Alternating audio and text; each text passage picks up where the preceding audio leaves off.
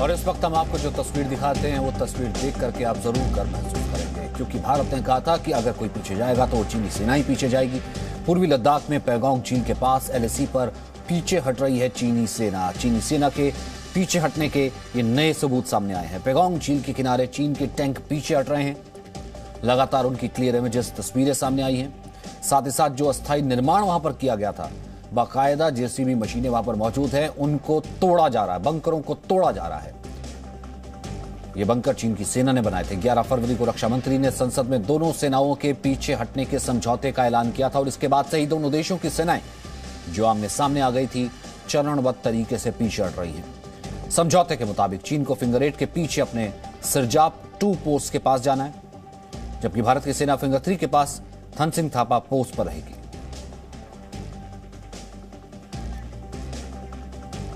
तो ये तस्वीरें साफ इस वक्त आप देख पा रहे हैं। ये पैगोंग त्सो का इलाका है, उसके दक्षिण का इलाका है।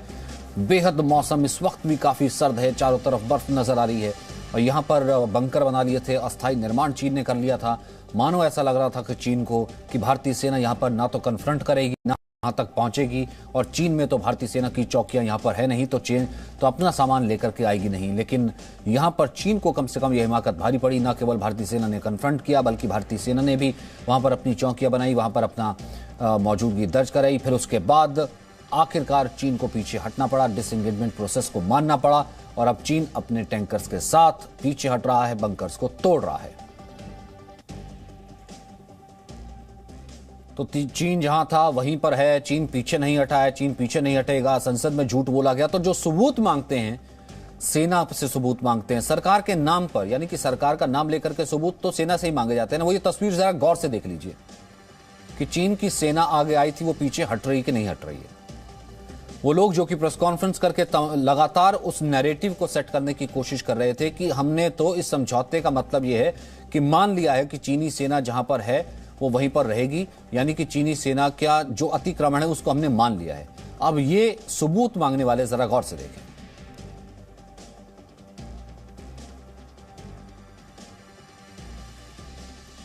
अब ये दो तस्वीरें हम आपको दिखाते हैं। एक तो PLA कैसे पीछे हट रही है, PLA के टैंक पीछे हट रहे हैं, PLA के बंकर्स को तोड़ा जा रहा है, PLA के बंकर्स को हटाया जा रहा है। अब वो भारत की जीत के सबूत साफ नजर आ रहे हैं। पैगोंग झील से कैसे PLA की वापसी हो रही है। वो PLA जो कि न केवल अपने ग्लोबल टाइम्स और सब जगह ये कहता रहा है नहीं ये जमीन तो उसकी है, वो तो किसी की जमीन पर आया नहीं, भारत की जमीन पर तो उसने कब्जा नहीं किया। लेकिन भारत ने कहा था कि 1 भी इंच जमीन पर कब्जा बर्दाश्त नहीं किया जाएगा, और अगर आप आगे बढ़े हैं तो आपको पीछे हटना पड़ेगा।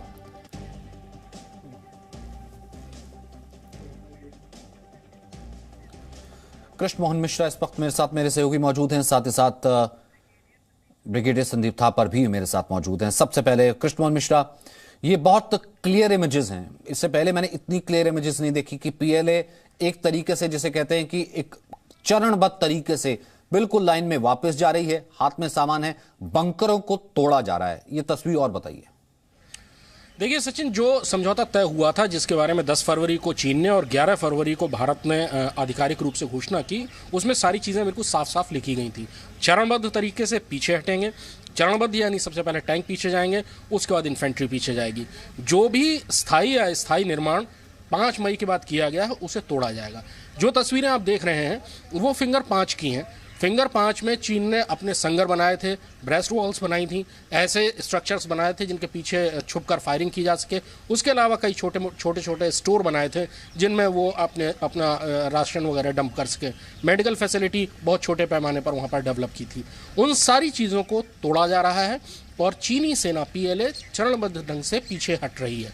इससे पहले 10 फरवरी को सबसे पहले शुरुआत टैंकों के हटने की हुई थी। यही पहली शर्त थी।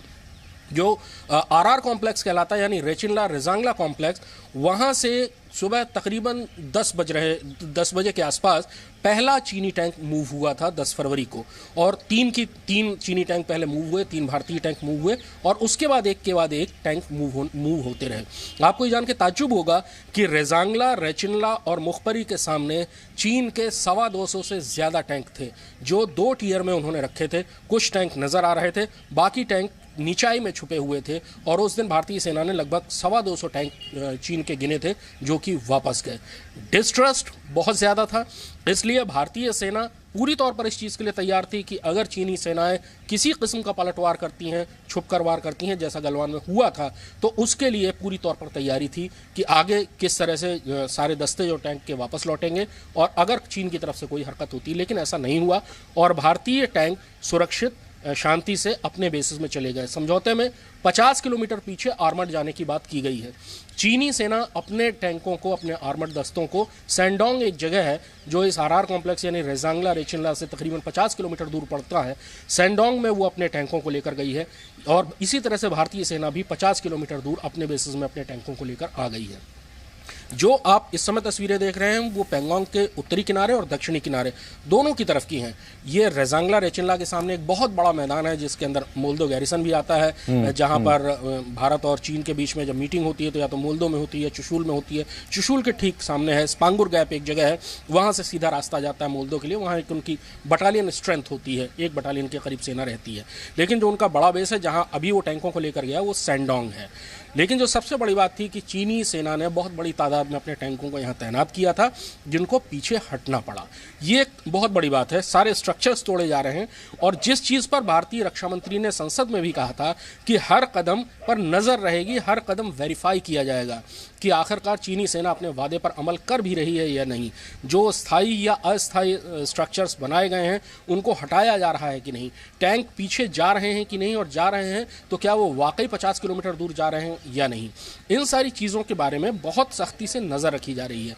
20 तारीख तक यानी आज 16 तारीख, आज से 5 दिन बाद डिसएंगेजमेंट की प्रक्रिया यानी सेनाएं जो एक दूसरे के आमने सामने थीं, कुछ 100 मीटर दूर पर खड़ी हुई थीं, 1-1 किलोमीटर से भी कम दूरी पर टैंक खड़े हुए थे और ये एक बहुत खतरनाक स्थिति थी। तो डिसएंगेजमेंट की प्रक्रिया 20 तारीख तक, 20 फरवरी तक खत्म हो जाएगी और उसके बाद जो दूसरे पॉइंट्स हैं जैसे कि हॉट स्प्रिंग, जैसे गोगरा, जैसे डेप्सांग प्लेन में पेट्रोलिंग पॉइंट 10 से लेकर पेट्रोलिंग पॉइंट 13 तक के जो इलाके हैं उनमें किस तरह से आगे बात होगी ये 20 तारीख के बाद तय होगी, कोर कमांडर लेवल की जब बातचीत होगी। लेकिन अभी जो महत्वपूर्ण बात यह है कि 250 टैंक रेचिनला रेजांगला जो आरआर कॉम्प्लेक्स कहलाता है उसके सामने से चीन ने निकाले। 10 फरवरी को सुबह 10 बजे से डिसएंगेजमेंट शुरू हुआ था और शाम तकरीबन 7 बजे ये डिसएंगेजमेंट पूरा हुआ था आरआर कॉम्प्लेक्स से, जहां पर स्थिति सबसे ज़्यादा नाजुक थी क्योंकि वहां टैंक 500 मीटर दूर, 1 किलोमीटर दूर खड़े हुए थे। तो चीन ने 2 टियर में अपने टैंक्स लगाए थे। एक पहली टियर जिसमें 100 से लेकर 500 मीटर दूर तक था और उसके बाद दूसरी जो टियर थी वो 1 किलोमीटर से ज़्यादा दूर पर थी और अलग अलग जगहों पर उनके टैंक्स की अलग अलग नफरी थी।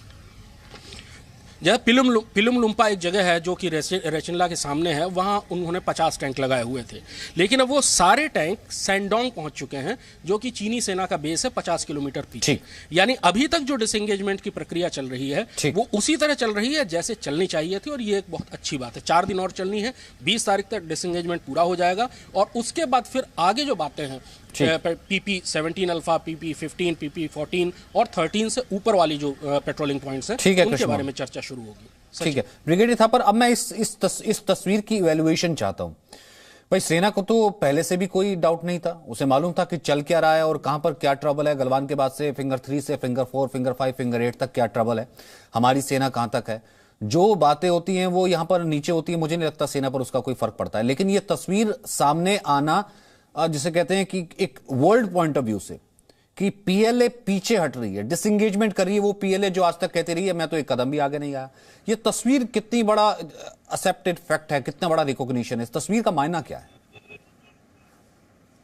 देखिए हिंदुस्तान और चाइना में पहले जैसे अनलाइक इंडिया और पाकिस्तान में, चाइना और इंडिया के बॉर्डर पे एक तरीके का कोड ऑफ कंडक्ट था कि हम ये नहीं करेंगे, ये करेंगे, अगर ऐसा हो गया, अगर पेट्रोल आमने सामने हो गए तो क्या हरकत होगी, फायर नहीं होगा, हथियार पॉइंट नहीं होंगे, लड़ाई झगड़ा नहीं होगा। वो कोड ऑफ कंडक्ट जो हमारे पैक्ट थे वो गलवान के साथ टूट गए। उसके साथ विश्वास भी चला गया कि चाइना दुश्मन क्या करेगा। तो दोनों, पहले चाइना ने कुछ प्रीवियसली अनऑक्यूपाइड पोजीशंस को ऑक्यूपाई कर लिया और हमने भी रिस्पांस में आगे बढ़ के पोजीशन ऑक्यूपाई कर ली, एक eyeball to eyeball confrontation हो गया। और जैसे कृष्ण मिश्रा ने बड़ी बारीकी से समझाया है, इस जो 11 तारीख जो लास्ट कोर कमांडर टॉक हुई थी, उसमें डिसाइड किया गया फाइनली हम एक ऐसे उस पे पहुंचे, मुद्दे पे पहुंचे कि दोनों पीछे हटेंगे अपनी अपनी पोजीशंस में, फेज्ड, टाइम बाउंड और वेरीफाइबल पुल बैक। क्योंकि ये मुझे लगता है ये वेरीफाइबल जानबूझ के डाला गया है हमारी तरफ से, ताकि हम वेरीफाई करें कि वो एक्चुअली कर रहे हैं, क्योंकि ये विश्वास टूट गया है। बिल्कुल। इसलिए, और उसके साथ जो मूवमेंट, सबसे पहले टैंक्स इसलिए मूव किए कि वो एक ऑफेंसिव, उनकी ऑफेंसिव एम्प्लॉयमेंट होती है, एक ऑफेंसिव टूल है, जो आगे होने से लड़ाई होने का खतरा ज्यादा होता है। इसलिए सबसे पहले वो मूव गए पीछे, और इन्फेंट्री लास्ट में, ये अब जो मूव कर रही है इन्फेंट्री, जो चाइना ने बीच में आके बंकर बनाए थे, जिसके अंदर रह रहे थे, या फोर्टिफिकेशंस बनाई थी जिससे वो लड़ सकते थे अगर कुछ हो जाता, उनको भी डिस्ट्रॉय किया जा रहा है। और ये इस बात का सबूत है कि आगे भी उनको ऑक्यूपाई करने की कोई चांसेस कम हैं, क्योंकि एक बार डिफेंसेस को तोड़ दिया तो दोबारा से इख्तियार नहीं कर सकते, दोबारा आगे बनानी पड़ेंगी। इसलिए ये जरूरी है कि हम वेरीफाई करें कि सारी डिफेंसेस टूट गई हैं, वो पीछे मूव कर गए हैं। दोनों एक कोड ऑफ कंडक्ट दोनों में जो है, उसके हिसाब से हम मूव बैक कर रहे हैं अपने डिफेंसेस। यहां से ब्रिगेडियर साहब आगे क्या? ठीक है, और भी लाइन ऑफ कंटेंशियस इशू हैं जिनके ऊपर आगे बात होगी, आगे डेप्थ ऑफ प्लेन है, बाकी चीजें हैं, पर अब यहां से आगे क्या? अब उस रुख को, अगर मैं इसको एक लाइन और ऐड कर दूं, उस रुख को जिसको हम ये कहते थे कि पीएलए पे भरोसा बिल्कुल नहीं किया जा सकता। नहीं, देखिए, भरोसा नहीं किया जा सकता, लेकिन कोई वाया मीडिया तो बीच में आना पड़ेगा। अभी क्या होगा, मेरे हिसाब से अभी क्या होगा, जो बाकी इलाके की बातचीत जो चल रही है, डेप्सांग, गोगरा, हॉट स्प्रिंग्स वगैरह की, वो कोर कमांडर लेवल पे चलती रहेगी। लेकिन यहां पर जो हॉटलाइन और जो बॉर्डर पर्सनल मीटिंग का सिलसिला पहले चलता था, वो फिर से रीइंस्टेट हो जाएगा कमांडर लेवल पे, या जीओसी लेवल पे, या छोटे लेवल पे, सीओ लेवल पे, जहां आपस में एक दूसरे से बात करेंगे और जो मेजर्स पुट इन प्लेस करेंगे, ताकि ये चीज दोबारा ना हो, ताकि ऐसा मौका ना आए। अगर किसी चीज पे कोई सस्पिशन या शक है, तो वो हॉटलाइन का इस्तेमाल करके कैसे सिचुएशन को ग्राउंड लेवल पे ही होल्ड कर दिया जाए और आगे बढ़ने ना दिया जाए। मेरे हिसाब से ये इस लेवल पे यहां होगा, जब ये पूरा डेफिसिट है उसको कॉन्फिडेंस बिल्डिंग मेजर से कैसे, जिसे कहते हैं, पाटा जाता है, या उसे कैसे फिलअप किया जाता है, जो उससे पहले डिप्लोमेटिक टॉक्स में भी हमने देखा है। वो आपने कहा कि एक तरफ वो भी चलता रहेगा, दूसरी तरफ ये जो प्रोसेस है ये भी चलता रहेगा। बहुत बहुत शुक्रिया सर, मेरे पास वक्त इतना ही है आप दोनों का मेरे साथ जुड़ने के लिए। छोटे से ब्रेक के लिए रुकते हैं। Presenting B News app available on Google Play and App Store. Download it now.